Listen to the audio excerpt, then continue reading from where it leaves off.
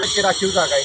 या 15% राखीव जागांवर वर्षभरात पात्र उमेदवार जर मिळाला नाही तर त्या माजी सैनिकांसाठी परत पुढचं 1 वर्ष वाट बघायची आणि तशी जाहिरात करायची आणि पात्र उमेदवार शोधायचा असा GR आहे।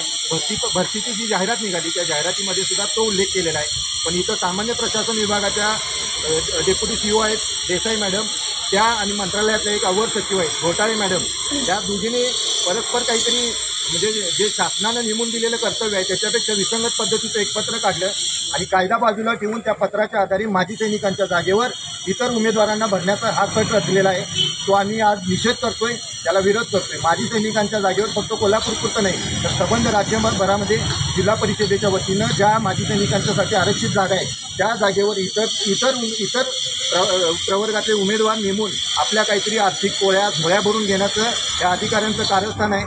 आता हे नवीन सरकार आले, सरकार ज्यावेळेला अधिवेशनामध्ये गुंतलेलं आहे त्याच काळात हळूच चोर वाटेनं इतरांची नेमणूक करण्यासाठी पुढाकार घेतलेला आहे। त्यामुळे आम्ही हा निषेध करतो आणि कुठल्याही परिस्थितीत आम्ही ही भरती माजी सैनिकांशिवाय इतर उमेदवाराला भरती करू देणार नाही।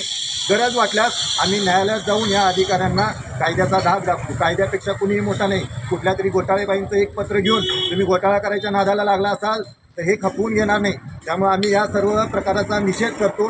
8-10 दिवसात याच्यावर खुलासा करून ही भरती प्रक्रिया थांबवून माजी सैनिकांसाठी तुम्ही जागा देणार नसाल तर या जिल्हा परिषदेला हजारो माजी सैनिकांचा तुम्हाला घेराव घालून आम्ही इथं आंदोलन करू।